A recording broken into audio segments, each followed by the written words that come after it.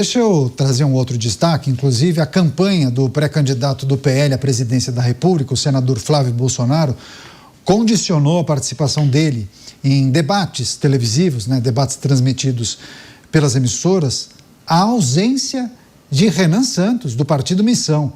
A campanha de Flávio teme o tom agressivo e até incendiário que Renan possa usar. Flávio só irá a debates com Renan se ele começar a subir muito nas pesquisas. Historicamente, o primeiro debate presidencial começa em agosto, mas as campanhas já começam a negociar os termos de participação dos candidatos com as produções das emissoras, principalmente aquelas que já se manifestam, que querem promover esses debates. Bem, deixa eu chamar os nossos comentaristas. Acho que o primeiro da lista é o Bruno Musa.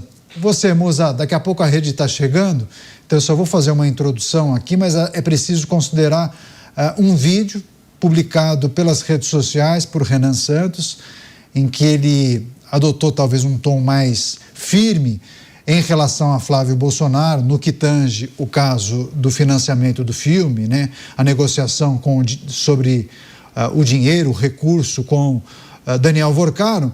Mas o que é preciso considerar em relação a essa sinalização de não participação em debates, caso Renan Santos participe? Só deixa eu receber a rede. Agora a rede também com a gente, análise do Bruno Musa. Vai lá, Musa.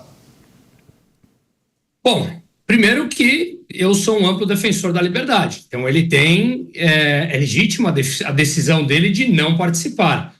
O que, obviamente, abre possibilidades para consequências disso.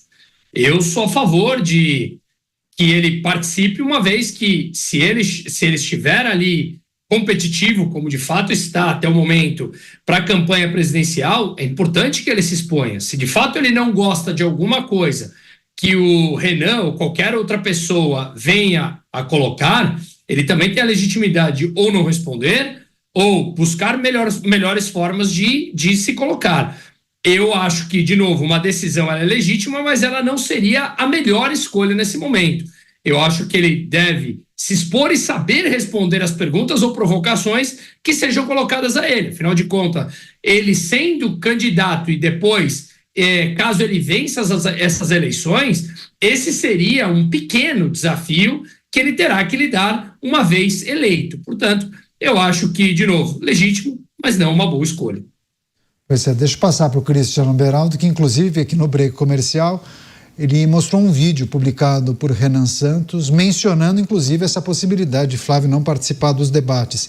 E analistas políticos entendem que Flávio teria dado um presente à campanha de Renan. Por quê, Beraldo?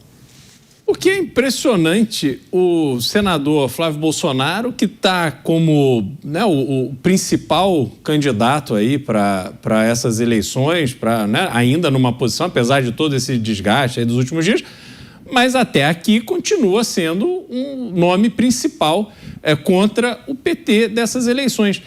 E aí ele dá um presente desse para Renan Santos, porque dá a oportunidade de Renan Santos criar um engajamento imenso, porque não há razão para o senador dizer que não vai a um debate com algum oponente. Quer dizer, qual é a dificuldade que existe de participar de um debate onde você vai ser desafiado? Não deve haver esse desafio, porque se hoje há pesquisas que mostram Renan Santos, inclusive à frente de Romeu Zema e Ronaldo Caiado, na posição de terceiro lugar. Não dá para você dizer, se crescer nas pesquisas... O que define isso? Quer dizer, você vai agora escolher com quem que você vai debater? Não, o cenário está dado, você tem que debater. E aí vai prevalecer o melhor argumento, vai prevalecer a melhor ideia. Então, eu tenho dificuldade de entender qual é a estratégia da comunicação da campanha de Flávio Bolsonaro, porque nesses últimos dias eles têm atuado claramente contra os melhores interesses da própria campanha de Flávio. Você, Dávila, Flávio dizendo que não participaria de debates pela televisão, nas emissoras, caso se Renan Santos confirmasse, por conta do tom talvez agressivo ou intenso, ou de muitas críticas que Renan tem adotado em relação à figura de Flávio Bolsonaro. E aí, quem é que sai perdendo a partir dessa informação divulgada? Vamos perguntar, Canhoto, quem sai ganhando? Quem sai ganhando é Renan Santos. Por quê? Porque, como bem disse o Beraldo, esse foi um ótimo lance de marketing para levantar a candidatura de Renan Santos. Muita gente que deve estar perguntando quem é Renan Santos, agora vai saber. Porque, graças a Flávio Bolsonaro, despertou a curiosidade num candidato que parece incomodar o líder das pesquisas de direita. Pois é, deixa eu passar para o Mota. Você, Mota, Flávio Bolsonaro e essa dúvida sobre participar ou não de debates com a presença de Renan Santos, do Partido Missão. Essa é uma boa oportunidade para a gente lembrar o que é um debate eleitoral, né? A campanha eleitoral é o ritual da democracia. Tem muita gente que acha que é o ritual mais sagrado da democracia, mas uma campanha está longe de ser a forma ideal para se escolher um governante para o país. Porque a campanha eleitoral é uma espécie de concurso de popularidade. O cara, para ser eleito, ele não precisa de experiência, ele não precisa ter exercido mandatos, ele não precisa de conhecimento, ele não precisa de entender de administração, nada disso. Basta ter mais votos do que os concorrentes.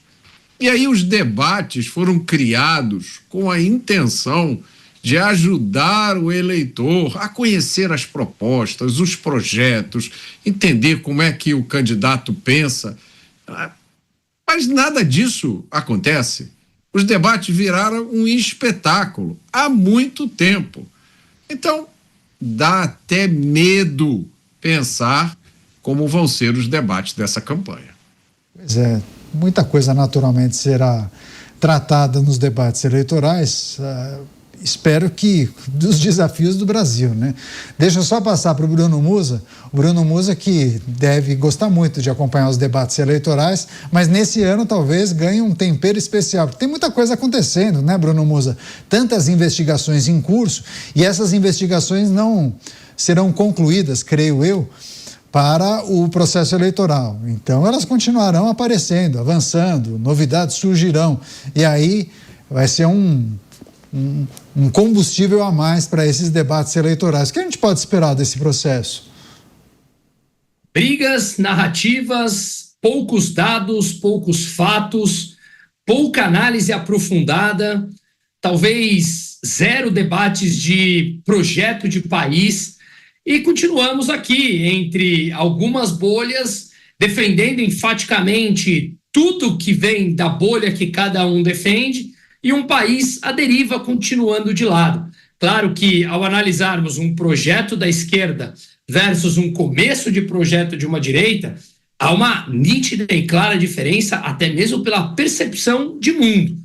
Uma responsabilidade fiscal, uma mínima responsabilidade fiscal, tudo isso já muda a dinâmica de um país que está hostil para fazer negócios. Mas, de fato, infelizmente, ainda, pelo menos nessas eleições, ainda não há espaço para aprofundarmos de verdade num debate de ideias mais razoáveis. Por enquanto, veremos ainda narrativas e talvez até mesmo cenas um pouco patéticas ao longo do processo.